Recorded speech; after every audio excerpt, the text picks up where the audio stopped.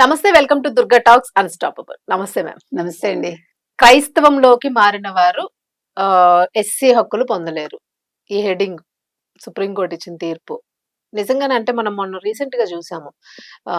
Temple ఒకటి, గుడి శ్రీరామనవమి కోసం ఆలయాలన్నీ పునరుద్ధరించడం కోసం అని చెప్పేసి మన నాయకులు వెళ్ళేటప్పుడు లోకల్ గా ఒక చోట కృష్ణరాజు ఆయన వెళ్ళారు. వెళ్తే మేము అందరం ఇక్కడ క్రిస్టియన్స్ ఉన్నా, హిందువులు ఎవరు లేరు ఇక్కడ అని, భారతదేశంలో హిందువులు లేని ఊరే ఉందా అని ఆలోచించాల్సి వచ్చింది.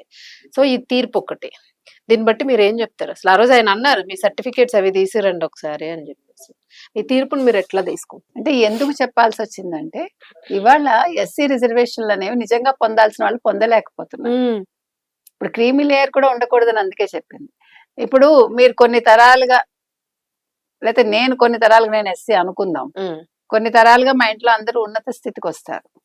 వచ్చాక నేను నా కులంలో వాళ్ళనే చేసుకుంటున్నాను, అంటే ఎస్సీలనే చేసుకుంటున్నాను, ఎస్సీలను పైకి తీసుకొస్తున్నాను. ఇది చాలా ముఖ్యం.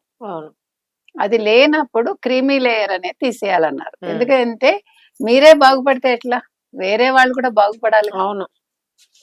ఇప్పుడు మనం కొన్ని కులాలను తిడతారండి, కానీ ఇవాళ గొప్పగా ఉన్న వాళ్ళందరూ కూడా ఆ బ్రాహ్మిన్స్ ఎవరో వాళ్ళని చూడటం వల్లే వాళ్ళు చదువుకుని ఉన్నత స్థితికి వచ్చారుగా. అంటే ప్రతి కులంలోనూ మంచి చెడు ఉంటుంది. ఎప్పుడో ఎవరో చెడు చేశారని వాళ్ళని తిట్టకూడదు, మంచి చేసిన వాళ్ళని మర్చిపోకూడదు. అది నేను చెప్తున్నా. అయితే ఇవాళ ఎస్సీ అంటే సుప్రీంకోర్టు ఎందుకు ఎస్సీలకి ఈ రకంగా తీర్పు ఇచ్చారు? ఎందుకు ఇచ్చారంటే, మీకు క్రైస్తవంలో కుల వివక్ష లేదు, కులాలు లేవు. వాళ్ళకి రకరకాలుగా చర్చిలు ఉంటాయి, రకరకాలుగా వాళ్ళు ఏంటి పెంటకోస్ట్లు అంటారు, తర్వాత రోమన్ క్యాథలిక్స్ అంటారు, తర్వాత వాళ్ళలోనే చాలా రకాలు ఉన్నాయి, ఇంకా చాలా అవి ఉన్నాయి. అవును. బొట్లు పెట్టుకునే వాళ్ళు, పెట్టుకునే కొబ్బరికాయలు కొట్టి పూజలు చేసి గోపురం కూడా ఉంటుంది. Roman Catholics nothing but Hindus.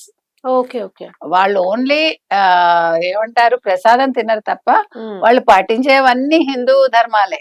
అవును. దీని మీద నేను మీకు రేపు వివరంగా చెప్తాను మీకు. ష్యూర్. ఎందుకంటే ఎవరు చేశారు, ఇది ఎవరు మొదలు పెట్టారు మద్రాసులో అనేది రేపు మాట్లాడుకుంటాం. ఇప్పుడు తమిళనాడు వెళ్ళినప్పుడు నేను చాలా చోట్ల చూసాను, పెద్ద చర్చ్, పెద్ద గోపురం, గాలి గోపురం, గుడి గోపురం,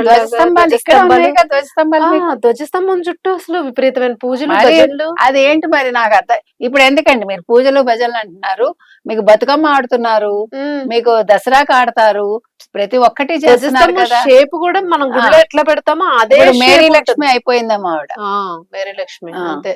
నాకు తెలియదు. అయితే ఇవాళ క్లియర్ గా చెప్పింది. నేను ఆ మధ్యన ఒక అమ్మాయిని అడిగాను, నేను క్రిస్టియన్ అండి అంది. అవునా, మరి మీ పిల్లలు ఏం చదువుతున్నారు అన్న. వాళ్ళు ఎస్సీ హాస్టల్స్ లో ఉంటారని. అలా ఎలా ఉంటారని అడిగా. నేను క్రిస్టియన్ అండి, మా పిల్లలు హిందువులండి అంటుంది. అదేంటి? లేదు, ఇది చాలా మంది ఉన్నారండి. ఆ రోజు రఘురామకృష్ణరాజు గారు సర్టిఫికేట్లు తెమ్మన్నది అందుకే. ఇప్పుడు ప్రతి రాష్ట్రంలోనూ వీళ్ళకి దమ్ముంటే ప్రభుత్వాలన్నీ కూడా, అంటే ఓట్లు పక్కన పెట్టి ఇవన్నీ అడగాలి. ఎవరెవరు క్రిస్టియన్స్ వాళ్ళు ఒప్పుకోవాలి. వాళ్ళు మళ్ళీ దొంగతనంగా సర్టిఫికేట్లు ఎందుకు తెచ్చుకుంటారు? వాళ్ళకి వాళ్ళ మతం మీద విశ్వాసం ఉంటే ఇవన్నీ చేయకూడదుగా. ఎవరైనా సరే మనం మోసం చేయకూడదు. మరి క్రిస్టియానిటీ మోసం బోధించదుగా, పొరుగువాడిని ప్రేమించని చెప్తుంది. కాబట్టి ఇవాళ క్రిస్టియన్స్ అనుకున్న వాళ్ళందరూ వాళ్ళ సర్టిఫికెట్స్ వాళ్ళు చూపించాలి. Christianity certificate. వాళ్ళు ఎస్సీలు మేము కాదు అని ధైర్యంగా చెప్పగలగాలి. వాళ్ళు ప్రభుత్వం నుంచి అన్ని పొందుతూ మళ్ళా మీరు క్రిస్టియానిటీ అని చెప్తే ఎట్లా? అందుకే ఏం చెప్పిందంటే, హిందువులు, బౌద్ధులు, సిక్కులు మాత్రం ఎస్సీల్లోకి వస్తారు, క్రిస్టియన్స్ రారు అని తేల్చి చెప్పేసింది వాళ్ళ సుప్రీంకోర్టు. కాబట్టి దీని మీద క్రైస్తవ సంఘాలు ఏం మాట్లాడతాయో, మరి క్రైస్తవ సంఘాల బాధ్యత ఏంటంటే, ఇవాళ వీళ్ళందరూ క్రిస్టియన్సే, వీళ్ళు ఎస్సీలు కాదు మేము చెప్తున్నామని వాళ్ళ సర్టిఫికెట్లు మరి జారీ చేయిస్తారా ప్రభుత్వం చేత? వేచి చూద్దాం. Right, thank you.